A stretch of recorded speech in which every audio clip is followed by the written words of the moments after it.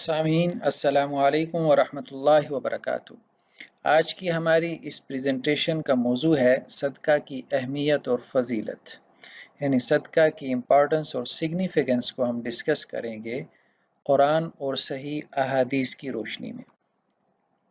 तो रसूलुल्लाह सल्लल्लाहु अलैहि वसल्लम का फरमान है कि जो शख्स सदका करता है अल्लाह ताला उसको और माल देते हैं। जैसा कि सही बुखारी की रवायत में है कि आप सल्लल्लाहु अलैहि वसल्लम ने फरमाया कि अल्लाह ताला ये कहते हैं, यानी ये हदीस कुदसी है, अल्लाह ताला ये कहते हैं अनफिक यब्न आदम उनफिक अलैक, ऐ इब्ने आदम तू मेरे रास्ते में खर्च कर, मैं तेरे ऊपर खर्च करूँगा। यानी इंसान अगर अल्लाह के रास्ते में सदका खैरात करे तो अल्लाह ताला उसे और बढ़ा चढ़ा के वापस करते हैं। सदका करने से इंसान के माल में इजाफ़ा होता है, बढ़ोतरी होती है। यानी सदका करने से इंसान का माल कम नहीं होता बल्कि बढ़ जाता है, उसको अल्लाह की तरफ से वापस उससे ज़्यादा माल मिलता है।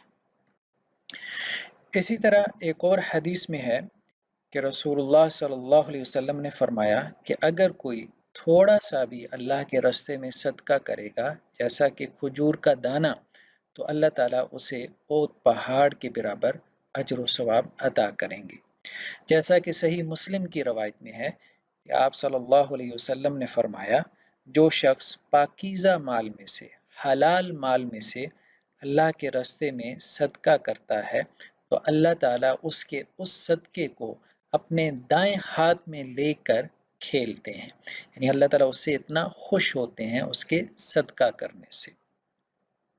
और अगर वो एक खजूर के दाने के बराबर ही सदका क्यों ना हो। तो जैसे तुम में से कोई शख्स अपने बछेरे को, अपने बछड़े या ऊंट या घोड़े के बच्चे को पाल पोस के बड़ा करता है, इसी तरह अल्लाह ताला एक इंसान के रिज़्क़ के हलाल में से किए गए खजूर के दाने के बराबर सदक़े को पाल पोस के बड़ा करते रहते हैं, यहाँ तक कि उसे ओहद पहाड़ के बराबर अजर व सवाब में कर देते हैं। तो सदका भले थोड़ा सा हो, अल्लाह के रास्ते में 5 रुपए का सिक्का दे देना, 10 रुपए का नोट निकाल देना, इसको भी हकीर या छोटा नहीं समझना चाहिए। अगर इंसान के अंदर इखलास होगा तो इसका अजर व सवाब अल्लाह के यहाँ बहुत बढ़ा दिया जाएगा। इसी तरह हदीस में है कि सदका, उसके फ़वाइद में ये भी शामिल है कि वो इंसान के गुनाहों को मिटा देता है। सुनन तिरमिज़ी की रवायत है कि वस्सदक़तु तुत्फ़िउल ख़तिया कमा युत्फ़िउल मा, कि सदका इंसान के गुनाहों को ऐसे मिटा देता है जैसे पानी आग को ख़त्म कर देता है, जैसे पानी आग को बुझा देता है। तो इसी तरह से गुनाहों की जो हिद्दत और गर्मी होती है, गुनाहों के जो नेगेटिव इफ़ेक्ट्स होते हैं, सदका उनको मिटा देता है, ख़त्म कर देता है। गुनाहों के नेगेटिव इफ़ेक्ट्स में बहुत से साइकोलॉजिकल डिसऑर्डर्स भी शामिल हैं। इंसान की एंजाइटी है, डिप्रेशन है, टेंशन है, फ्रस्ट्रेशन है, इस तरह से बहुत सारे इंसान के नफ्सियाती मसाइल गुनाहों के असरात के सबब भी हो सकते हैं। तो सदका उन तमाम असरात को ख़त्म करने का बाइस बनता है। रसूलुल्लाह सल्लल्लाहु अलैहि वसल्लम से एक मर्तबा सवाल हुआ कि बेहतरीन सदका कौन सा है, तो आप सल्लल्लाहु अलैहि वसल्लम ने फरमाया कि वो सदका जो उस हाल में हो जबकि ख़ुद इंसान को माल की ज़रूरत हो। जैसा कि सही बुखारी की रवायत में है कि एक शख्स रसूलुल्लाह सल्लल्लाहु अलैहि वसल्लम के पास आया, कहने लगा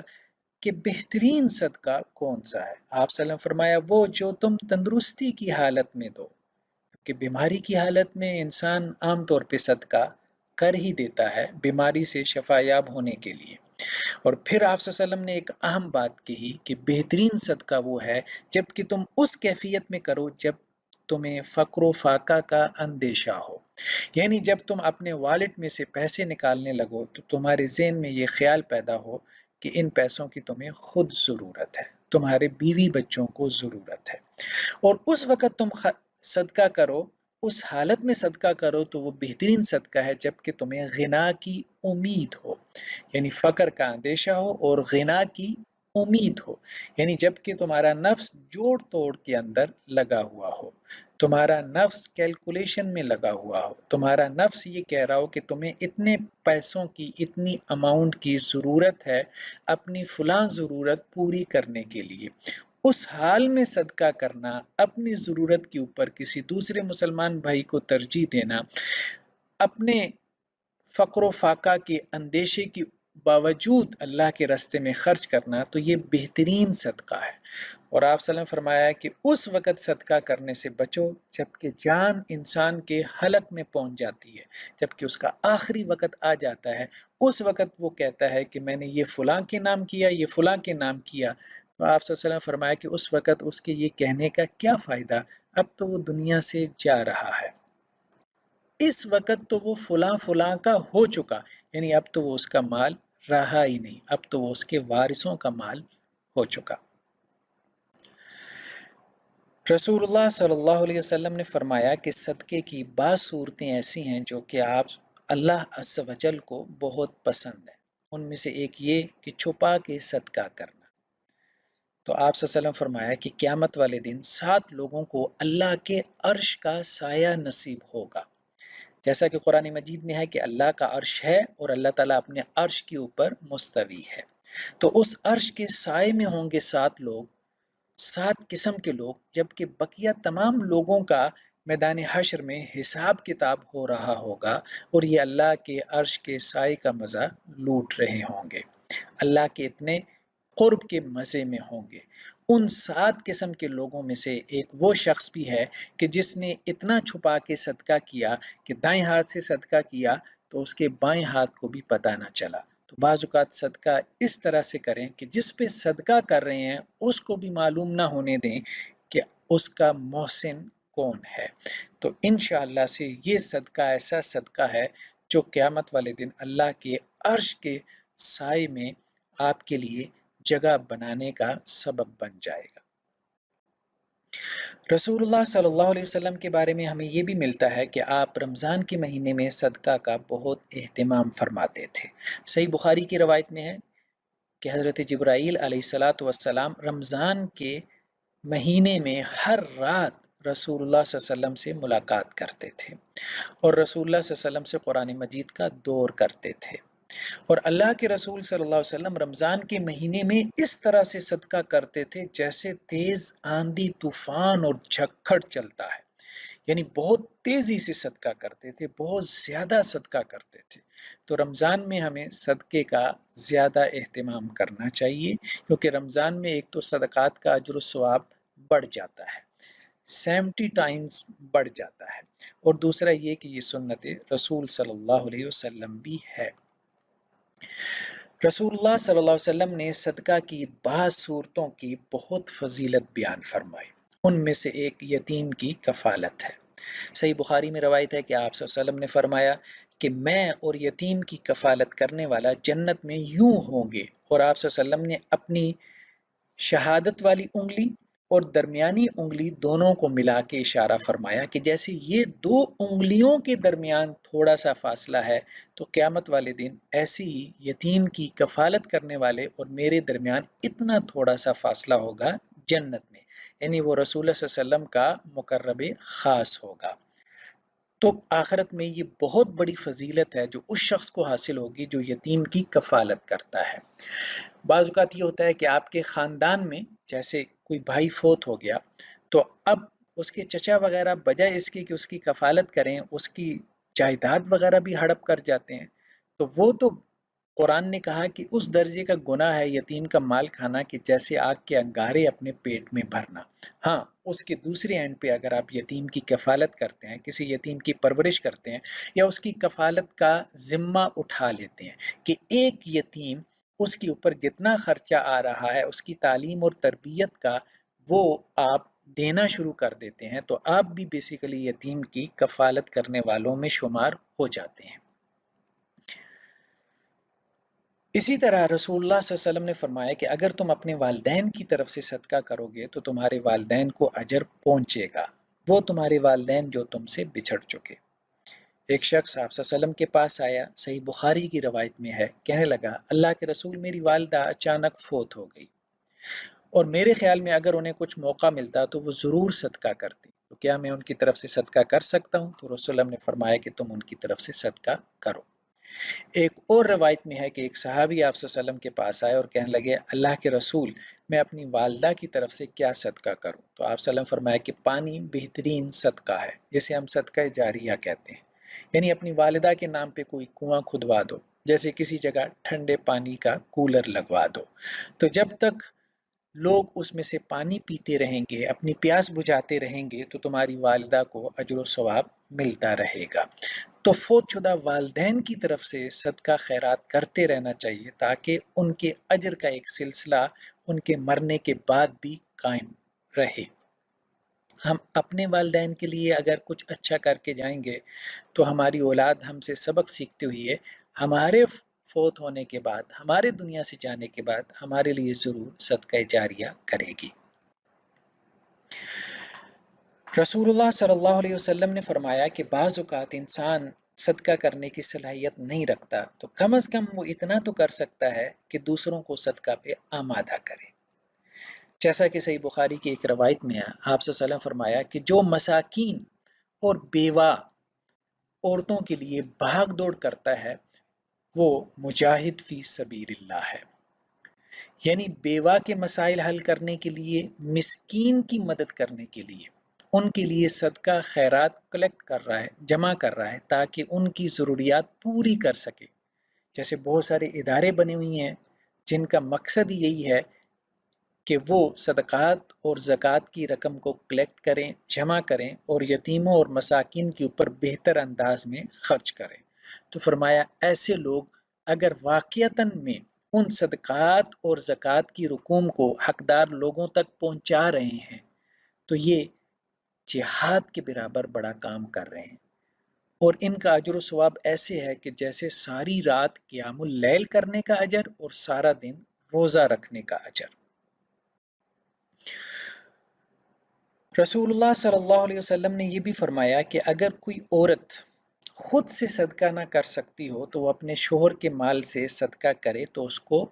پھر بھی ثواب ملے گا، بلکہ اس کے شوہر کو بھی ثواب ملے گا۔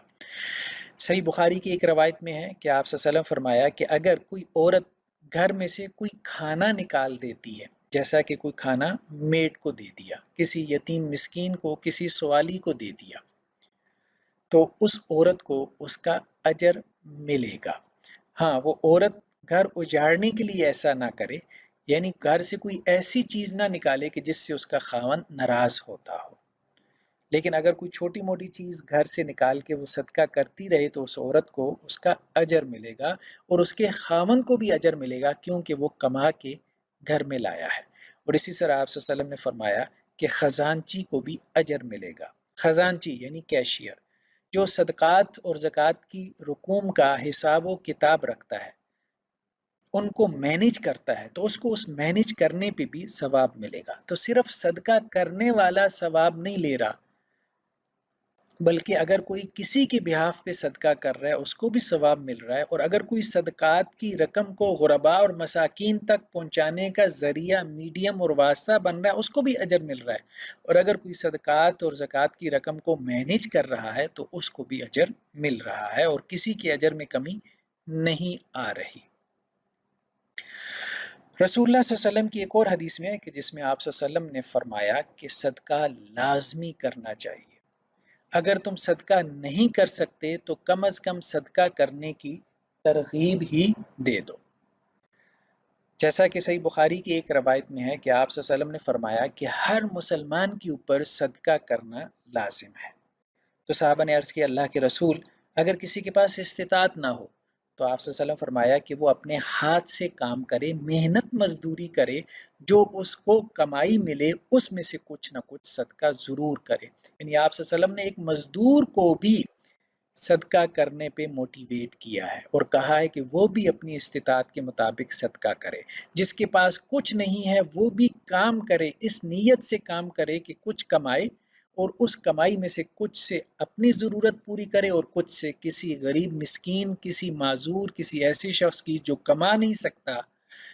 جو اس قابل نہیں ہے، اس کی ضرورت کو پورا کرے۔ صحابہ نے کہا اللہ کے رسول اگر کوئی شخص یہ بھی نہ کر سکتا ہو تو آپ صلی اللہ علیہ وسلم فرمایا کہ اتنا تو کر لے کہ کسی ضرورت مند اور کسی مظلوم کی فریاد دوسروں تک پہنچانے میں اس کی مدد کرے۔ یعنی خود صدقہ نہیں کر سکتا، خود کما کے صدقہ نہیں کر سکتا، تو اب اسے پتہ ہے کہ یہ مستحق آدمی ہے، تو اس مستحق کو کسی ادارے تک پہنچا دے، کسی ایسے امیر شخص تک پہنچا دے کہ جو امیر اس کی مدد کرے، یا ایک اس مستحق کے بارے میں کوئی عرضی کسی امیر کے سامنے رکھ دے اور اس امیر کو موٹیویٹ کرے کہ تم اس مظلوم کی مدد کر دو، تو یہ کم از کم کر لے کہ صدقہ کرنے میں معاون بن جائے۔ تو صحابہ نے کہا اللہ کے رسول اگر وہ یہ بھی نہ کر پائے تو آپ صلی اللہ علیہ وسلم فرمایا پھر آخری درجہ یہ ہے کہ اچھی بات کا حکم دے اور بری بات سے روکے، اور اچھی بات میں یہ بھی شامل ہے کہ لوگوں کو صدقہ کرنے کا حکم دے اور لوگوں کو بخیلی اور کنجوسی سے روکے، یہ بھی اس کے لیے ایک صدقہ ہی ہے۔ اللہ کے رسول صلی اللہ علیہ وسلم نے یہ بھی فرمایا کہ صدقہ کرنے کا اجر ضرور ملے گا، بھلے وہ کسی غلط آدمی کو بھی مل جائے۔ بعض اوقات یہ ہوتا ہے کہ ہم صدقہ کرنے سے اس لیے رک جاتے ہیں کہ ہم کہتے ہیں کہ معلوم نہیں جس کو ہم دے رہے ہیں وہ صدقے کا مستحق بھی ہے کہ نہیں ہے، جس آرگنائزیشن کو ہم دے رہے ہیں ہو سکتا ہے کہ وہ اس کو مس یوز نہ کرے۔ تو نو ڈاؤٹ انسان کو صدقہ کرتے ہوئے پوری تحقیق کرنی چاہیے اور وہاں پہ صدقہ کرے جہاں اس کو یہ گمان غالب ہو کہ یہ صدقہ مستحق افراد تک پہنچ جائے گا، لیکن اس کے باوجود اگر اس کا صدقہ مستحق افراد تک نہ پہنچے تو اسے صدقہ کرنے کا اجر ضرور ملے گا۔ جیسا کہ صحیح بخاری کی ایک روایت میں ہے کہ پچھلی قوموں میں ایک شخص نے کہا کہ میں صدقہ کروں گا، اور اس نے کہا کہ میں صدقہ رات کے وقت کروں گا تاکہ اس میں اخلاص باقی رہے اور جس شخص پہ میں صدقہ کروں اس کو بھی معلوم نہ ہو کہ کون اس کا محسن ہے۔ تو وہ رات کو اپنے گھر سے نکلا اور جو شخص اس کو ملا اس نے صدقہ کی رقم اس کے ہاتھ پہ رکھ دی۔ تو صبح جب وہ شہر میں نکلا تو لوگ یہ چہمگوئیاں کر رہے تھے کہ رات کسی نے لا علمی میں کسی چور پہ صدقہ کر دیا۔ اس شخص نے یہ سوچا کہ اللہ نے میرا صدقہ قبول نہیں کیا، تو اس نے کہا آج رات پھر میں صدقہ کروں گا۔ اگلی رات وہ پھر نکلا اور اس نے صدقے کی رقم ایک عورت کے ہاتھ میں پکڑا دی۔ اب اگلے دن شہر میں یہ چہمگوئیاں ہو رہی تھیں کہ رات کسی نے طوائف کو ایک بدکار عورت کو صدقہ دے دیا۔ وہ شخص پھر پریشان ہو گیا کہ شاید اللہ میرا صدقہ قبول نہیں کر رہا، تو آج پھر میں اسی اخلاص کے ساتھ صدقہ کروں گا۔ تو اگلی رات وہ پھر نکلا منہ اندھیرے نصف رات میں کہ جو شخص اس کو ملے گا اس کو وہ صدقہ کرے گا، تو جو شخص اس کو ملا اس نے اسے صدقے کی رقم پکڑا دی۔ صبح شہر میں چہمگوئیاں ہو رہی تھیں کہ کسی نے مالدار شخص کو صدقہ دے دیا۔ تو اس شخص کو خواب میں ایک شخص ملا اور اس نے کہا کہ تم پریشان مت ہو، اللہ تعالیٰ نے تمہارے صدقے کو قبول کر لیا، اور جس اخلاص کے ساتھ تم نے صدقہ کیا ہے تو اس سے امید ہے کہ چور اپنی چوری چھوڑ دے گا، جو طوائف اور بدکار عورت ہے وہ اپنے بدکاری کو چھوڑ دے گی، اور جو مالدار آدمی ہے اس کو غیرت آئے گی اور وہ اللہ کے راستے میں صدقہ کرنے والا بن جائے گا۔ تو اگر آپ کا صدقہ اخلاص سے ہو، اللہ کو راضی اور خوش کرنے کی غرض سے ہو اور حلال مال سے ہو، تو انشاءاللہ سے وہ اگلے کی کنڈیشننگ کر کے رکھ دے گا، وہ اگلے کی پوری زندگی کو تبدیل کر کے رکھ دے گا، وہ اگلے کو اللہ کے قریب کرنے کا ذریعہ بن جائے گا۔ تو اس لیے صدقہ ضرور کریں۔ یہ تو صدقے کے حوالے سے رسول اللہ صلی اللہ علیہ وسلم کی چند احادیث تھیں کہ جن میں صدقے کی اہمیت، اس کی مختلف صورتوں کا تذکرہ تھا اور ان صورتوں کی فضیلت کا بیان تھا۔ اب قرآن مجید کی کچھ آیات جو صدقے کی اہمیت کو واضح کرتی ہیں۔ سورہ بقرہ آیت نمبر 261 میں اللہ عز و جل یہ فرماتے ہیں کہ جو لوگ اللہ کے راستے میں مال خرچ کرتے ہیں تو اس کی مثال ایسے ہے جیسے ایک دانہ کہ اس دانے سے 7 سٹے نکلتے ہیں، ہر سٹے میں 100 دانے۔ تو جیسے کسان ایک دانہ کھیت کے اندر دبا کے آ جاتا ہے، مٹی میں چھپا کے آ جاتا ہے، اس ایک دانے سے 7 بالیاں نکلتی ہیں،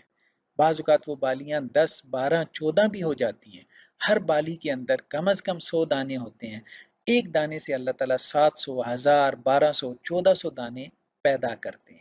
اسی طرح سے جو شخص اللہ کے راستے میں 1 روپیہ خرچ کرتا ہے، اللہ تعالیٰ اس کو 700 گنا 1000 گنا 1200 1400 گنا بڑھا دیتے ہیں۔ اور یہ بھی اللہ تعالیٰ فرما رہے ہیں کہ یہ انسانوں کے اعتبار سے ہم نے یہ بیان کیا، اللہ یضاعف لمن یشاء، جس کے لیے اللہ تعالیٰ چاہتے ہیں وہ پھر اتنا اس کو ملٹیپلائی کر دیتے ہیں کہ انسان کے وہم و گمان میں بھی نہیں ہے۔ تو صدقہ اس کا اجر و ثواب ملٹیپلائی ہوتا رہتا ہے۔ اسی طرح قرآن مجید نے کہا کہ جو متقی ہے اس کی سب سے اہم صفت یہ ہے کہ وہ اللہ کے راستے میں خرچ کرنے والا ہوتا ہے۔ جیسے قرآن مجید نے کہا کہ اللہ کی جنت کی طرف دوڑ لگا دو، اور اللہ کی جنت کتنی بڑی ہے، زمین اور آسمانوں سے بھی زیادہ بڑی اس کی چوڑائی ہے، اس کی وڈتھ ہے۔ اللہ نے وہ جنت تیار کی ہے، وہ عدت للمتقین، اللہ نے جنت تیار کی ہے متقی لوگوں کے لیے۔ متقی کون ہیں؟ متقی کو قرآن نے ڈیفائن کیا ہے۔ تو متقی کا ایک تصور ہمارے ذہنوں میں ہوتا ہے کہ شاید جو ساری رات کھڑا رہتا ہوگا وہ متقی ہے۔ تو قرآن نے متقی کی صفات میں سب سے پہلے جو چیز بیان کی وہ ہے انفاق فی سبیل اللہ، اللہ کے راستے میں خرچ کرنا۔ فرمایا متقی وہ ہے الذین ينفقون فی السراء والضراء، جو خوشحالی میں بھی اور تنگی میں بھی خرچ کرتے ہیں، ہر حال میں۔ یعنی متقی یہ نہیں دیکھتا کہ میں امیر ہوں تو خرچ کر رہا ہوں، وہ امیر ہوتا ہے تو اپنی استطاعت کے مطابق، حیثیت کے مطابق خرچ کرتا ہے، جب غریب ہوتا ہے تو پھر بھی اپنی استطاعت اور حیثیت کے مطابق خرچ کر رہا ہوتا ہے۔ تو متقی جنت میں داخل ہوگا۔ اور متقی کون ہے؟ کوئی شخص متقی ہونا اس وقت کوالیفائی کرتا ہے جب کہ وہ اللہ کے راستے میں خرچ کرنے والا بن جائے، اور ہر حال میں امیری اور غریبی دونوں احوال کے اندر اللہ کے راستے میں خرچ کرنے والا بن جائے۔ اللہ عز و جل نے یہ بھی ہمیں ہدایت دی ہے کہ صدقہ کن لوگوں پہ خرچ کرنا ہے۔ تو کہا کہ اپنا صدقہ سفید پوش لوگوں پہ خرچ کرو، وہ لوگ جو خودداری کی سبب سوال نہیں کرتے۔ تو ہمارے معاشرے میں 2 قسم کے لوگ ہیں، ایک وہ ہیں جو کہ سوال کرتے ہیں، جسے ہم سوالی کہتے ہیں۔ سوال کرنے والا تو آپ سے کچھ نہ کچھ لے ہی جاتا ہے، وہ تو 10 جگہوں سے راشن اکٹھا کر لے گا۔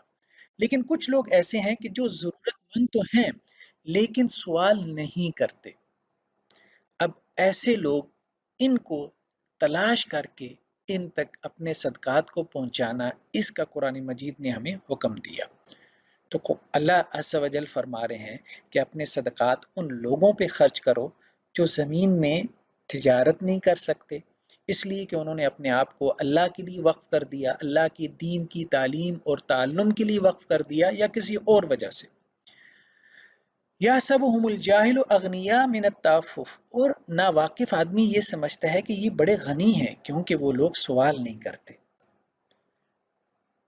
قرآن نے کیا کہا کہ لا یسألون الناس الحافا، لوگوں سے وہ لگ لپٹ کے سوال نہیں کرتے۔ تو کہا گیا کہ ایسے لوگوں کے اوپر خرچ کرو، یہ اصل میں تمہارے صدقات کے مستحق ہیں۔ اور ضروری نہیں ہے کہ ان کے اوپر خرچ کرتے انہیں بتاؤ کہ میں تمہیں صدقہ خیرات دے رہا ہوں۔ ایسے لوگ چونکہ خوددار ہوتے ہیں، ان کے اندر عزت نفس ہوتی ہے،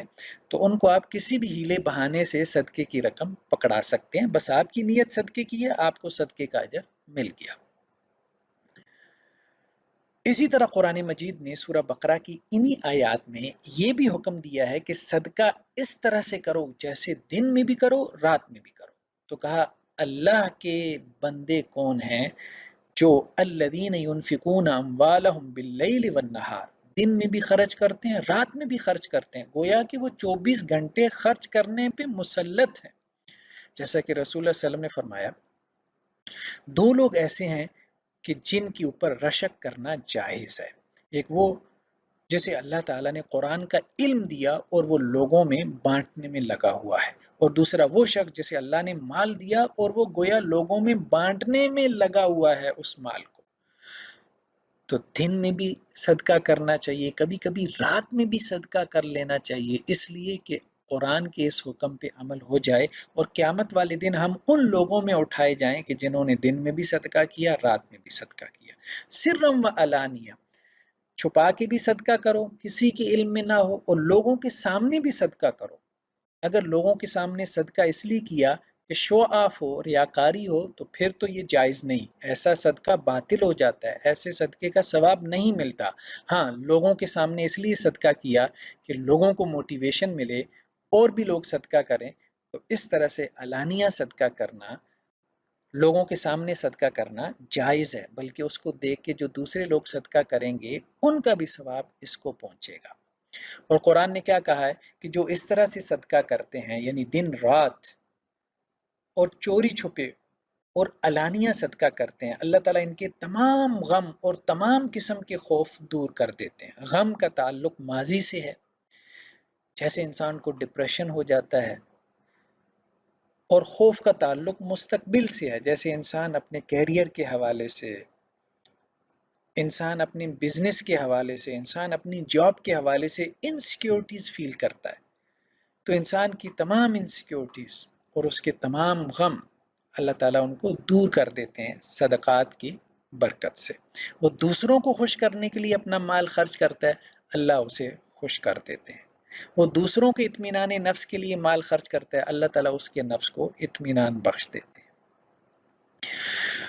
اور اللہ عز و جل یہ بھی فرماتے ہیں کہ دیکھو، اس سب کچھ کے باوجود، اس فضیلت کے بیان کرنے کے باوجود، اگر تم اللہ کے راستے میں خرچ کرنے پہ آمادہ نہیں ہوتے تو یہ سمجھ کے خرچ کر دو کہ جیسے تم نے اللہ کو قرض دیا ہے، جو قرض اللہ کی ذمہ ہے، اور اللہ تعالیٰ وہ قرض قیامت والے دن تمہیں بڑھا چڑھا کے واپس کر دیں گے۔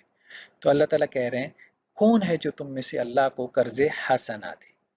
یعنی جو صدقہ تم اللہ کے راستے میں کر رہے ہو، اس کو اللہ کے ذمے قرض سمجھ لو،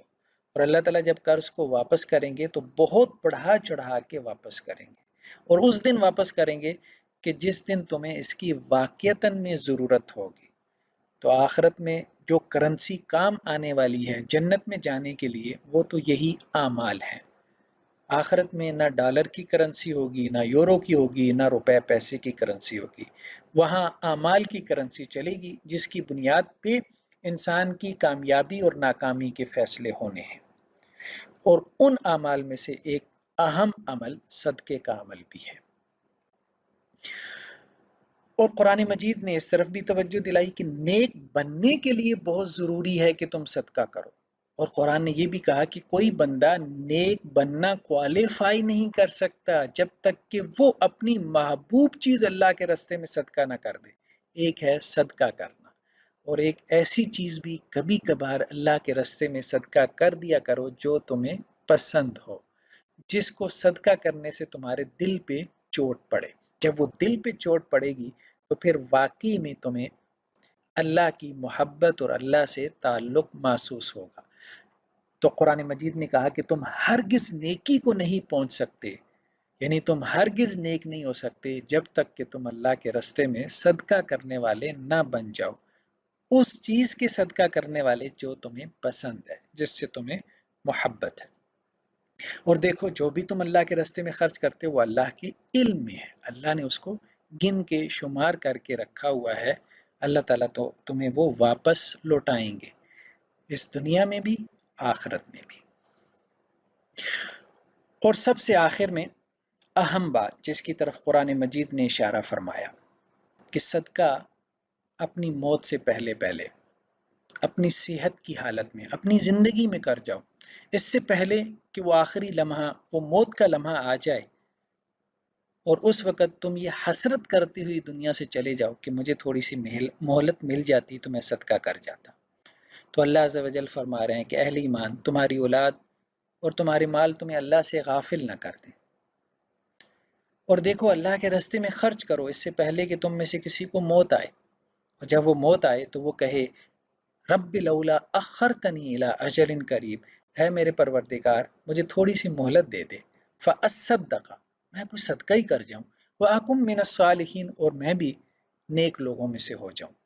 اللہ عز و جل کیا کہہ رہے ہیں؟ وَلَن يُؤَخِّرَ اللَّهُ نَفْسًا إِذَا جَاءَ أَجَلُهَا، جب موت کا وقت آ جاتا ہے اس وقت پھر ہم ایک لمحے کی بھی مہلت نہیں دیتے کہ وہ صدقے کے حوالے سے کوئی وصیت ہی کر جائے، یعنی جاتے جاتے وہ کچھ صدقہ کر جائے، اتنی مہلت اس کو نہیں ملتی۔ اللہ نے جو اسے اس سے پہلے مہلت دی، 20 سال، 40 سال، 60 سال، 70 سال، 80 سال، اللہ عز و جل کہتے ہیں اس مہلت میں